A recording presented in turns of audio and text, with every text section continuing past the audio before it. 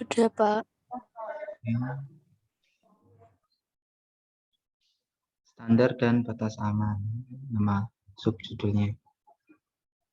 Nah, ini beberapa organisasi teman-teman yang menjadi rujukan atau yang bahkan mengeluarkan sertifikasi standar baku mutu kondisi lingkungan. Yang pertama ada ACGIH atau ACGI, kepanjangan dari di American Conference of Governmental Industrial Hygiene.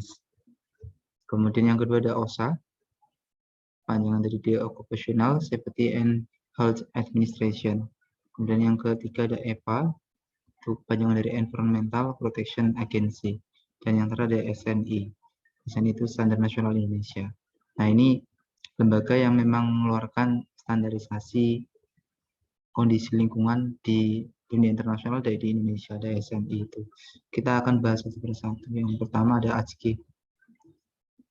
Nah, ACGI ini menjadi lembaga rujukan bagi lembaga standarisasi nasional di Indonesia. Jadi banyak aturan-aturan yang dibuat oleh Lembaga Standarisasi Nasional Indonesia yang mengacu kepada aturan yang dikeluarkan oleh ACGI, terutama berkaitan dengan paparan bahan-bahan kimia. Nah, untuk di mata kuliah ini kan kaitannya dengan toksikologi, walaupun toksikologi tidak melulu berkaitan dengan aspek kimia, tapi juga banyak aspek-aspek biologis atau mikrobiologis yang berkaitan dengan toksikologi.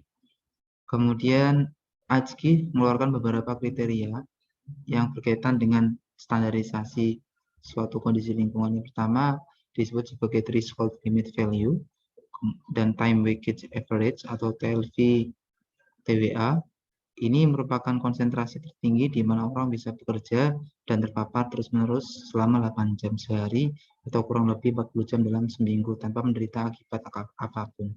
Jadi TLV-TWA ini merupakan batasan maksimal kondisi lingkungan yang bisa ditolerir oleh tubuh seseorang ketika seorang itu bekerja selama 1 minggu full begitu. Contoh apa? Contoh misalkan kayak kebisingan lah, kalau dalam konteks K3 atau higienik kerja. Kalau dalam konteks K3 contoh kebisingan. Berapa sih kebisingan yang dapat ditolerir seorang manusia ketika terpapar terus-menerus selama 40 jam dalam waktu 1 minggu atau 8 jam dalam waktu sehari, yaitu 85 desibel. Kalau misalkan seorang menerima paparan lebih dari itu, padahal dia bekerja selama 40 jam dalam seminggu, berarti dia akan berisiko terkena gangguan pendengaran.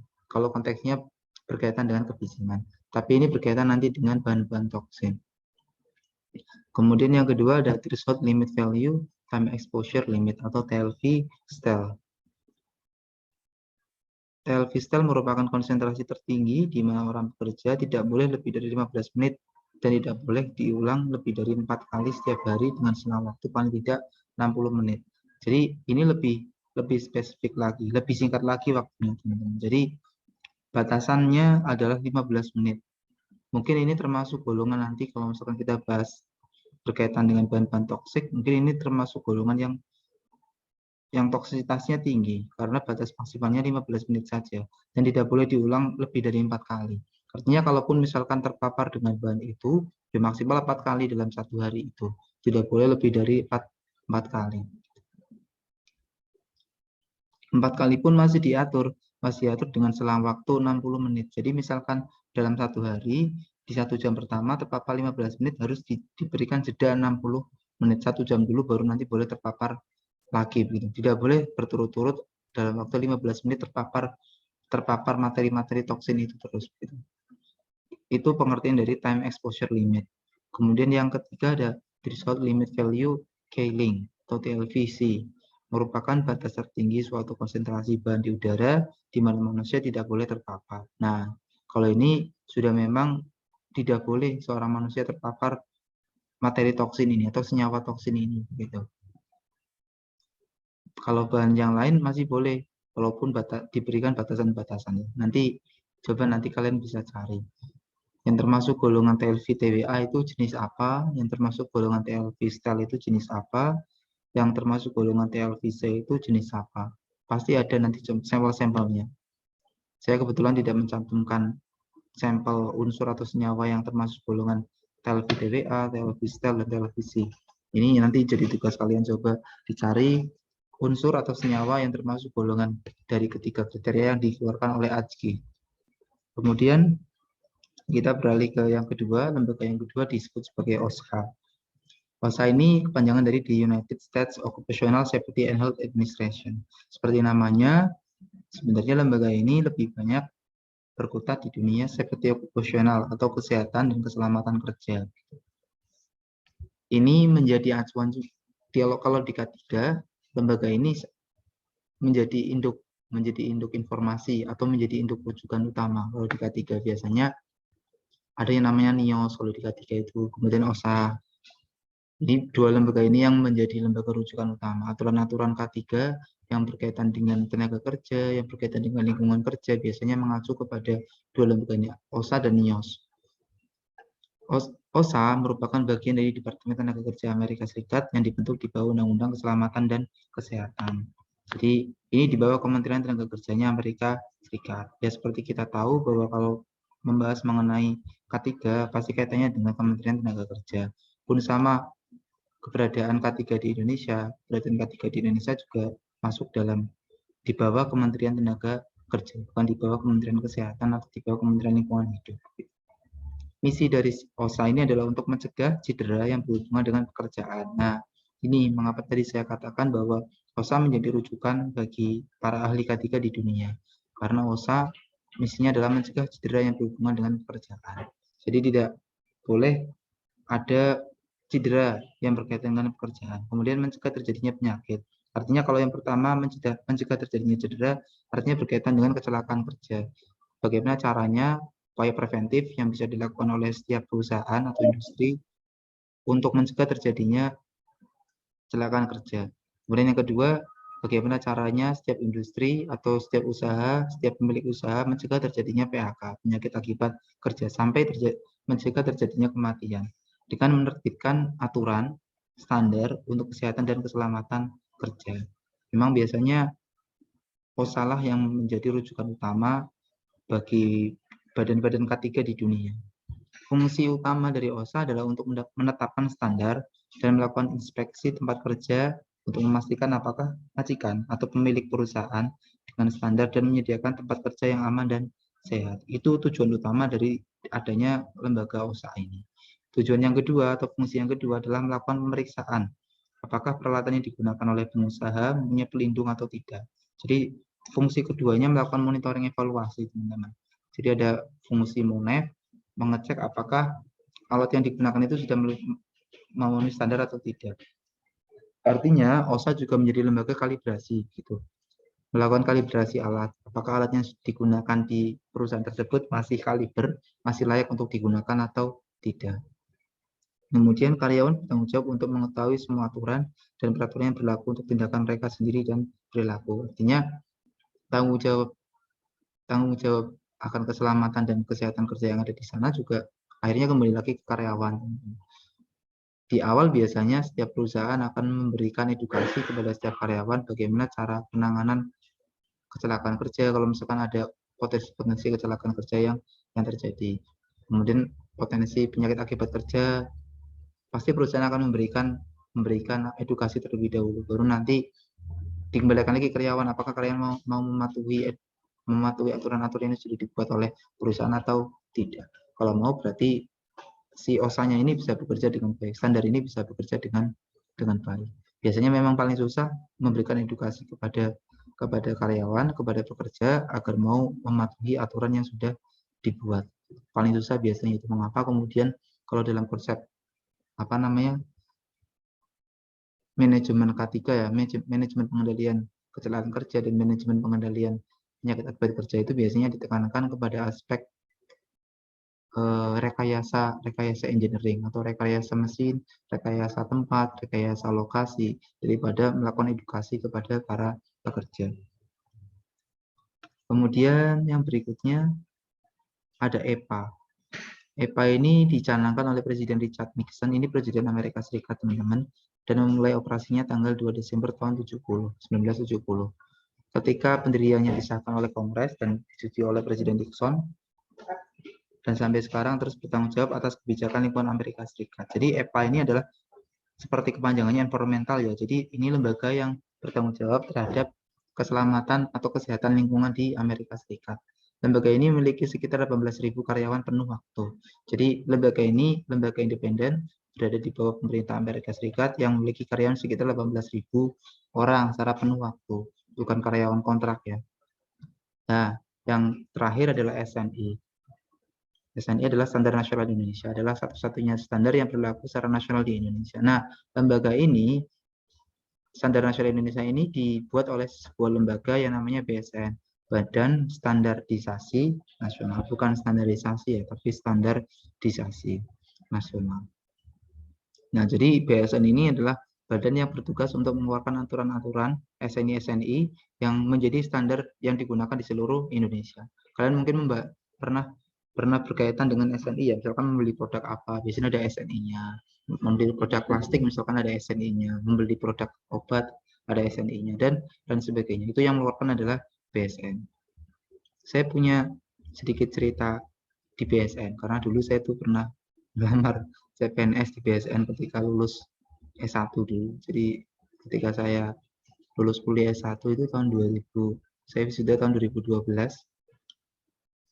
Itu CPNS pertama kali yang saya ikuti itu di Badan Standarisasi Nasional itu.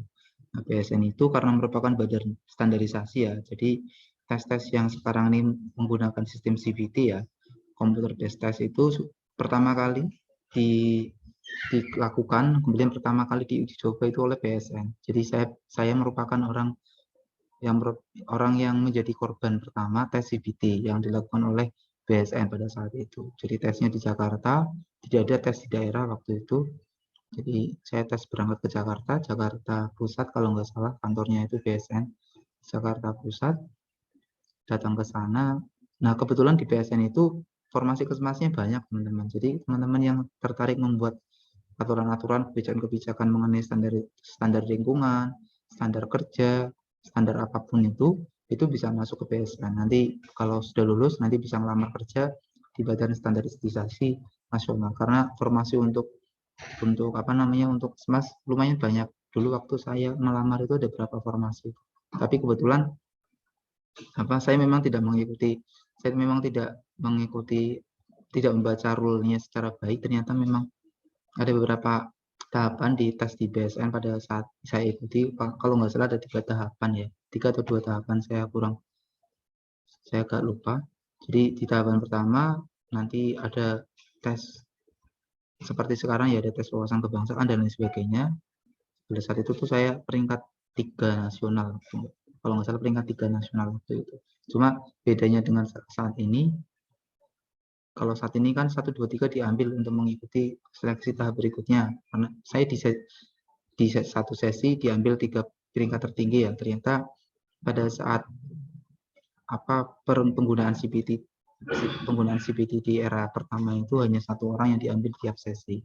Jadi saya tidak katut waktu itu lolos ke tahap berikutnya karena saya peringkat ketiga, yang diambil hanya peringkat 1 di setiap sesi. Tapi sekarang kalau tes CBT sekarang itu yang diambil 3 peringkat teratas, kelihatannya tidak hanya 1 peringkat saja, peringkat 1 saja, tapi 3 peringkat teratas. Nah itu di BSN.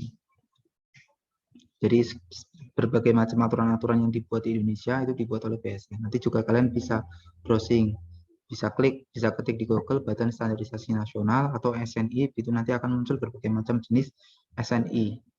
Nah, SNI ini dirumuskan dengan memenuhi WTO Code of Good Practice, yaitu openness atau keterbukaan, transparansi, consensus and impartiality atau tidak memihak ya, effectiveness dan relevance, efektif dan relevan, coherence, development dimension atau dimensi pembangunan. Nah, kita bahas satu persatu.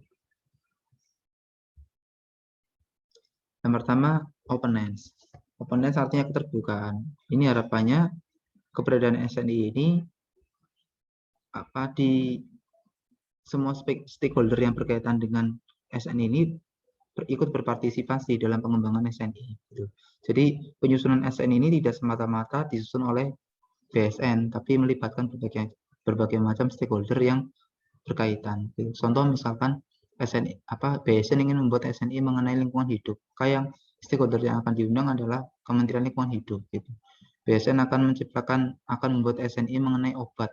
Maka yang stakeholder yang diundang adalah BPOM, Kemenkes misalkan, atau yang lain begitu. Artinya ada keterlibatan stakeholder dalam penyusunan setiap SNI dari BSN gitu. Kemudian yang kedua ada transparansi.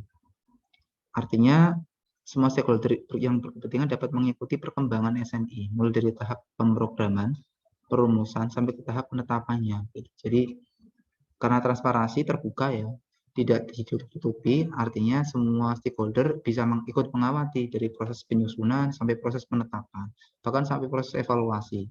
Karena SNI ini kan nanti berlaku untuk digunakan di berbagai macam aktivitas manusia yang ada di Indonesia tentunya. Kalau di luar Indonesia kan nanti aturannya beda lagi. Misalkan ada produk asing yang masuk ke Indonesia, itu juga akhirnya dikenakan SNI, teman-teman. Kalian juga bisa mengusulkan SNI. Nanti kalian coba browsing SNI, apakah seseorang bisa mengusulkan SNI? Bisa. Nanti kalian bisa mengusulkan SNI. Kemudian konsensus and impartiality. Ini tidak memihak dan agar semua stakeholder dapat menyalurkan kepentingannya dan diperlakukan secara adil. Artinya adil gitu. Jadi tidak memihak atau tidak memihak berdasarkan kepentingan kelompok atau seseorang gitu. Artinya adil aturannya itu tidak berpihak kepada salah satu golongan saja, tapi memang adil untuk semua golongan. Kemudian efektif dan relevan. Efektif dan relevan agar dapat memfasilitasi perdagangan karena memperhatikan kebutuhan pasar dan tidak bertentangan dengan peraturan perundang-undangan yang berlaku. Artinya penyusunan SN ini juga memperhatikan peraturan perundangan yang berlaku yang ada di atasnya. Contoh misalkan BSN ingin menyusun aturan mengenai pengelolaan sampah, maka BSN harus mengacu kepada Undang-Undang Persampahan yaitu Undang-Undang Nomor 18 Tahun 2008. Dan BSN misalkan ingin membuat SNI mengenai lingkungan hidup, maka BSN harus mengacu kepada Undang-Undang Lingkungan Hidup tahun 2009 begitu. Artinya tetap harus mengacu kepada aturan yang ada di atasnya atau melakukan considerance. Considerance kalau dalam bahasa hukum namanya considerance. Jadi ada rujukan aturan hukum yang ada di atasnya lebih tinggi. Karena SNI merupakan produk hukum ya, jadi harus ada aturan hukum yang melandasi pembuatan produk tersebut. Kemudian yang berikutnya adalah coherence. Coherence artinya pengembangan standar internasional agar perkembangan pasar negara kita tidak terisolasi dari perkembangan pasar global dan memperlancar perdagangan internasional. Artinya harus koheren, harus mengacu kepada aturan-aturan yang ada di internasional. Contohnya tadi, BSN yang mengeluarkan SNI itu mengacu kepada aturan-aturan yang internasional AJKI tadi ya. Jadi ada aturan yang menjadi rujukan di tingkat internasional agar nanti tidak jelek itu aturannya. Yang saya tahu memang biasanya standar-standar yang dibuat, contohnya standar kebisingan, standar suhu itu memang mengacu kepada aturan internasional. Biasanya selisihnya tidak jauh dengan aturan internasional atau bahkan kadang-kadang sama. Aturan yang dibuat di tingkat internasional dengan aturan yang dibuat di tingkat Indonesia kadang-kadang sama. Walaupun kalian juga akan menemukan perbedaan. Contoh WHO mengeluarkan aturan mengenai batas suhu standar di lingkungan kerja misalkan seperti itu. Maka ketika Kemenkes mengeluarkan aturannya sama, biasanya ada selisih aturan. WHO berapa, Kemenkes berapa, itu biasanya ada selisih karena berkaitan dengan penyesuaian kondisi lingkungan di negara Indonesia. Kadang-kadang juga ada selisih seperti itu. Bahkan tidak usah jauh-jauh antara WHO dengan pemerintah Indonesia kan gapnya memang ada ya, karena WHO menaungi seluruh lingkungan dunia gitu. Kesehatan dunia, kalau Indonesia hanya di lingkungan negara kita sendiri. Bahkan antar kementerian di Indonesia pun, misalkan Kementerian Lingkungan Hidup dan Kementerian Kesehatan. Ketika Kementerian Kesehatan mengeluarkan aturan mengenai standar kesehatan rumah sakit, maka ketika Kementerian Lingkungan Hidup mengeluarkan mengenai aturan penggunaan limbah rumah sakit, biasanya itu berbeda. Kalau saya sering mendapatkan cerita dari teman-teman yang kerja di rumah sakit, akhirnya kadang-kadang kita bingung gitu. Orang rumah sakit itu bingung katanya. Orang rumah sakit bingung harus mengacu ke aturan yang mana. Kalau misalkan pas sidaknya Kemenkes, kalau mengacu ke aturannya Kemenilh nanti kena sanksi gitu. Pada saat sidaknya Kemenilh, kalau mengacu ke aturan Kemenkes, nanti kena sanksi juga. Akhirnya harus menyesuaikan siapa yang akan melakukan monef pada saat itu.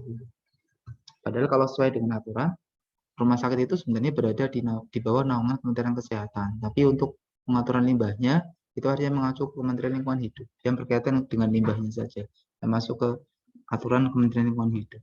Kemudian yang terakhir ada development dimension atau dimensi pengembangan. Jadi aturan-aturan yang ada di BSN yang dibuat oleh BSN ini harus terus dikembangkan mengikuti kepentingan publik, mengikuti perkembangan zaman gitu. Mungkin ada aturan-aturan yang dibuat zaman dahulu sekarang sudah tidak relevan lagi. Maka ini juga pelajaran bagi kalian ketika besok menyusun skripsi atau menyusun tugas akhir itu harus menggunakan aturan yang terupdate, aturan yang terbaru yang ada di Indonesia. Contoh misalkan aturan mengenai lingkungan hidup itu terakhir dibuat tahun 2009. Dulu sebelumnya ada di tahun 92 gitu. Artinya berarti kalian harus menggunakan aturan itu baru yaitu tahun 2009. Kemudian aturan mengenai kualitas air minum dulu ada dibuat tahun 2002, tapi sebenarnya sekarang sudah ada aturan lagi tahun 2010. Artinya yang digunakan ya yang tahun 2010, jangan menggunakan aturan yang ada di tahun 2002. Harus mengikuti zaman.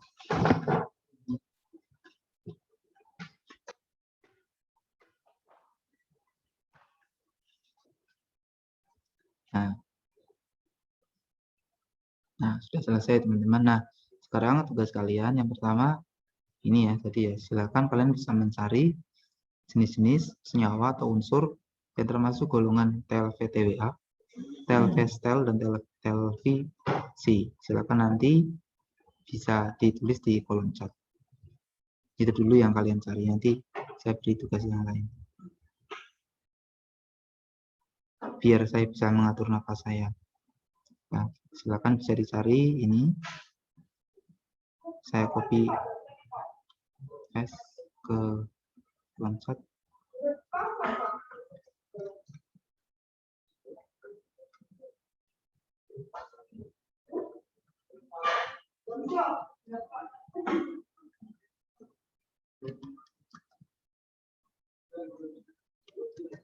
Atau ada pertanyaan teman-teman? Tanya juga boleh, silakan. Sambil dicari yang ini. Sudah saya ketik di kolom chat.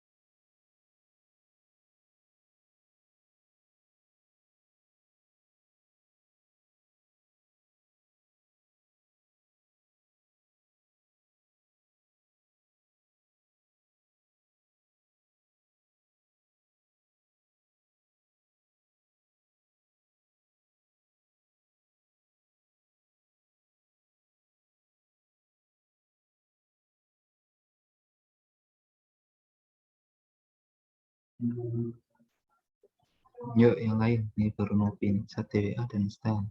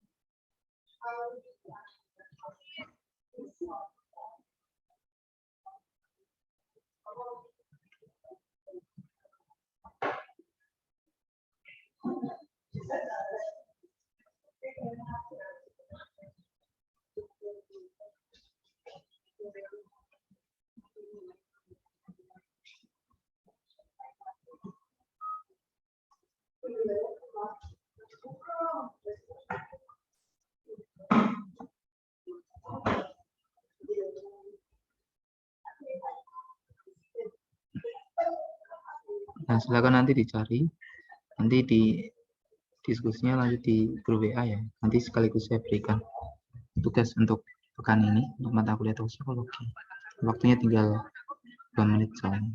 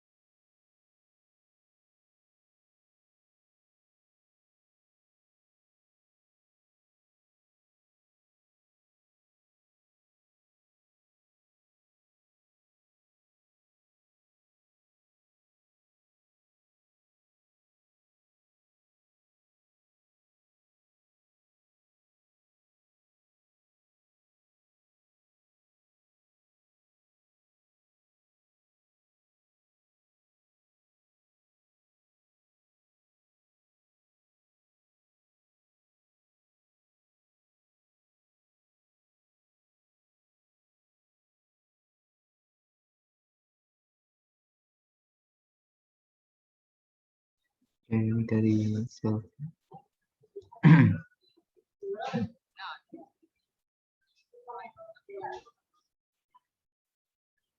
Ada hidrogen fluorida, hidrogen klorida, Cl, hidrogen cyanida, 2S. Kemudian terus PTBW, amoniak. Amoniak itu banyak di pipis kalian tuh. Ini biasanya apa namanya, banyak juga di limbah-limbah rumah sakit amoniak.